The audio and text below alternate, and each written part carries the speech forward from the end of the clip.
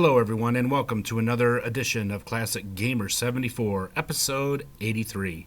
I'm your host Anthony Gamer, and in today's episode we have another AVP, Arcade versus Port, and this one is entitled AVP Limited, where I will discuss some arcade games that received a limited number of ports.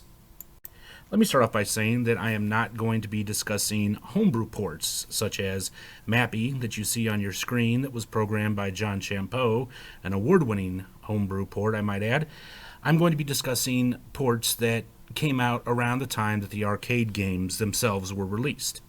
This also disqualifies games that were released in compilations in later years, as several classic arcade games that were never officially ported were released in compilations on the various PlayStation platforms and other later video game platforms. Back when I was a kid, I used to love to go to the arcade, like most kids growing up in the 80s. And I used to love arcade games. One of my favorites was Zaxxon, which I discussed in an earlier AVP episode. One of the problems, though, is that I didn't know beans about saving money, and my parents pretty much got tired of loaning me quarters every time we went to Wilco in Lowell, Indiana, so that I could play Zaxxon. My mother promised that someday it would be released for the Atari 2600, which was the home console that I had. And she was right. For Christmas one year, I got the 2600 port of Zaxxon. It wasn't like the arcade game, but it didn't matter, as I got Zaxxon and I could play it as much as I want, and it didn't cost my parents a quarter every time I wanted to play it. However, sometimes this wasn't always the case, as some of your favorite arcade games that you had hoped or had heard would receive a port for your favorite game system would not, and they would be ported out possibly to a game system you didn't even own. And heaven forbid, sometimes some of your favorite arcade games don't get ported at all. Back in the day, it could have been because of the video game crash of 83 or 84, or for some other reason that you were never told. So today we're going to discuss some arcade games that did get ported, if only a limited number of times. And the first one is Warlords from 1980 by Atari. What you're looking at here is the cocktail version, which was one of the very first games to feature 4 players being able to play at once. The object of the game is that you have 4 warlords that are trying to destroy the other's castles with a moving shield. Of course, you saw at the beginning that a dragon actually spit this fireball, and you are bouncing it back and forth, trying to get through each other's castle and destroy the lord, which is at the center. What's really cool about the fireball is it's spinning around and it will bounce off anything it touches, but it destroys chunks of the castle walls on contact. It was ported only once to the Atari 2600, and that particular port was designed by Carlo Meninsky. There were a couple of reimagined versions or clones of it that were released over the years, but officially the game was only ported this one time. And next we have Space Dungeon from 1981 by Taito, designed and programmed by Rex Battenberg. One of the first arcade games to use 2 joysticks to play, one for moving and one for firing the laser cannon in 8 different directions.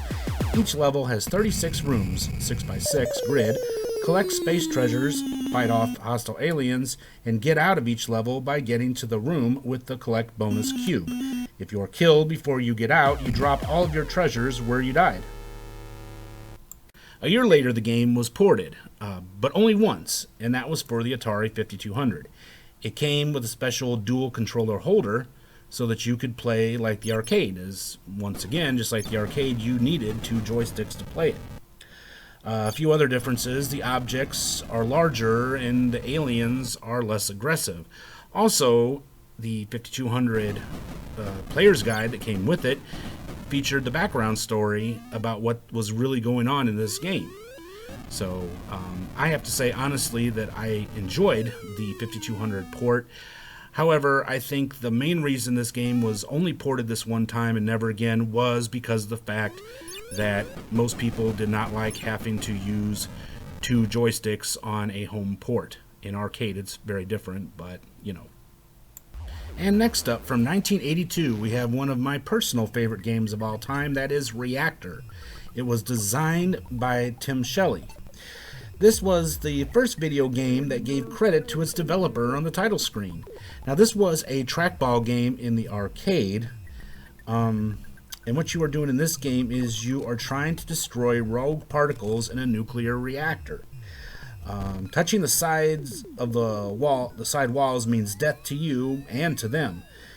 Now, the core, it keeps getting larger as time goes on. The only way to make the core get smaller is by killing off these rogue particles, and by getting them to hit those rods on the side also cools down the reactor itself. You have some decoys at your disposal that you can leave to trick the particles into hitting the side walls or by hitting those rods on the side. You also have those special two areas you see diagonally where you can knock the particles into that will get you bonus points. Now, in the early part of the game, you can bounce into the core anytime you want to and it won't do anything. However, in later levels, the core actually turns into a vortex and it can suck you in and kill you. Now, officially, the game was only ported out one time, and that was by Parker Brothers for the Atari 2600, and it was programmed by Charlie Heath. As you can see, it pretty much is about as close to the arcade as you're going to be able to get. Even though the graphics themselves are simplistic, even in the arcade version, the game is quite addictive, and I'm really just sad that it was only ported out one time. According to legend, there was an unofficial port or homebrew on the Commodore 64, but I have yet to be able to find it. On the Atari 2600 version, there are 4 different variations of the game. So again, if you haven't had a chance to try out this lost classic, I highly recommend it, as it is one of my favorite arcade and Atari 2600 games of all time. And next up, from 1984, by request from one of my loyal viewers, we have AVP, Alien vs. Predator, by Capcom. This was a beat-em-up game that had 1 to 3 players simultaneously. Even though there were 4 people to choose from, I'm not really sure why only 3 could play at the same time. Anyway, the story is that aliens have overrun the city of San Dread, and the Predators have offered to help 2 human cyborgs to defeat the aliens. You choose from 1 to 4 characters. Now, interestingly enough, this was not a tie-in to the movie, as the very first Alien vs. Predator movie did not come out until 10 years later, so this is one of those rare instances where the video game actually predates the movie. Now, this game was ported one time, and that is for the Super NES.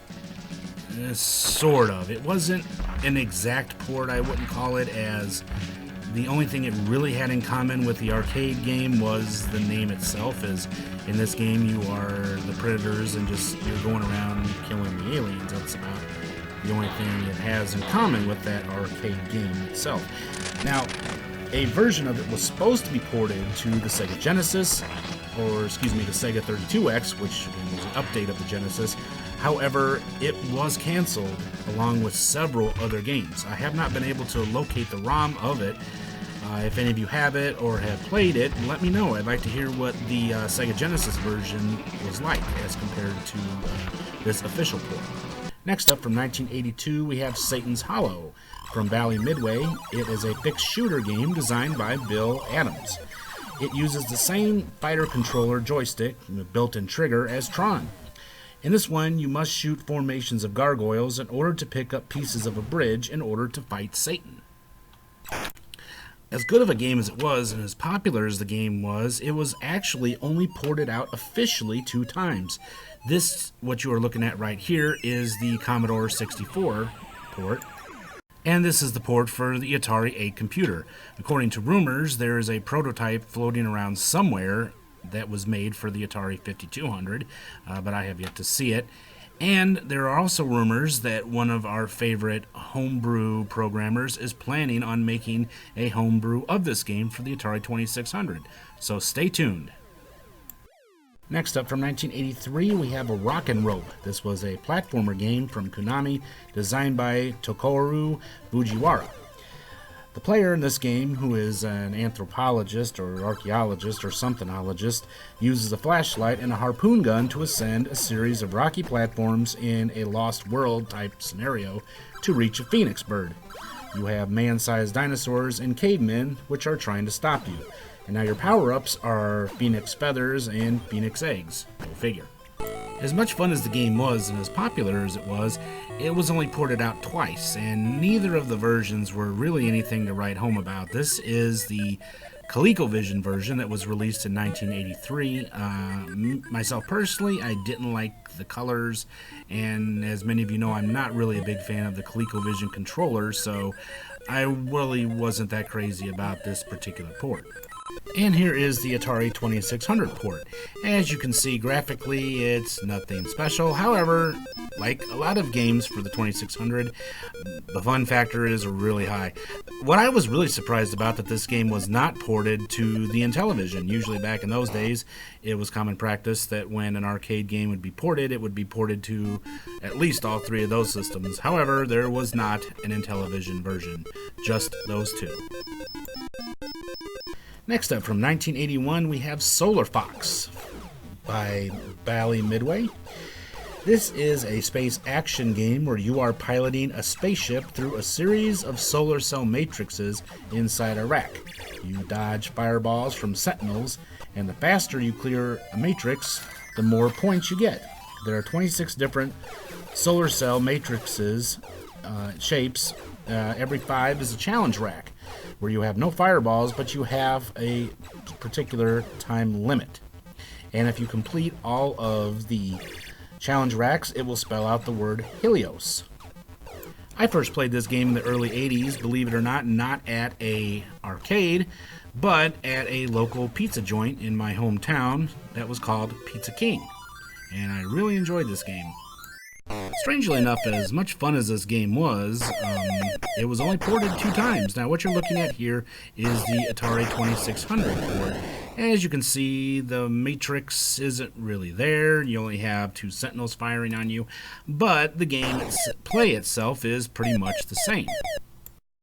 Alright, now here's the Commodore 64 version of the game. You can see it's much more similar to the arcade version than the Atari 2600, which is generally not a surprise for many of us that are frequent players of the Commodore 64. This game was actually also supposed to be ported out to the Intellivision and ColecoVision, but again, like so many games that were victim of the video game crash of 83 and 84, that was never done. Well, that brings us to the end of today's episode of Classic Gamer 74. I really hope you all enjoyed it. If you did, don't forget to give us a great big thumbs up, subscribe if you haven't already, and don't forget to click that little bell icon down there, as it will let you know when we upload new videos. Also, if you enjoy our content, please don't forget to help us out on Patreon. For as little as $1 a month, you can help this channel to grow, as I'm looking forward to getting a new camera and hopefully a new laptop so that I can improve the quality of the videos that you see here. Also, there is lots of exclusive footage on Patreon page, as well as our subscriber-only podcast. So please be generous and help us out on Patreon. You can find the link to our Patreon page in the description below. Our next episode will be dedicated to games that were inspired by the worldwide phenomenon known as Moomin, so you will not want to miss that. Well, until next time, this has been Anthony Gamer. I hope to see each and every one of you in the next episode. Until then, have yourselves a great day. Goodbye.